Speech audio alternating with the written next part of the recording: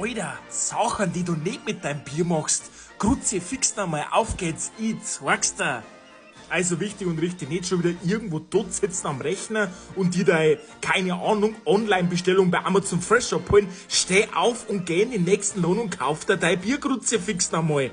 Und wichtig und richtig, nicht da erst eine anreißen, dann hinstellen, sag ich, ohne Scheiß, ich geb da einen Fotzen, wenn's das tust. Wenn du trinkst das zusammen mit der Kasper und auch nicht annuckeln wie Italiener, sondern trink dein Bier zusammen, das kann auch nicht so schwer sein, wenn's es schon aufreißt. Und jetzt kommt das Allerwichtigste.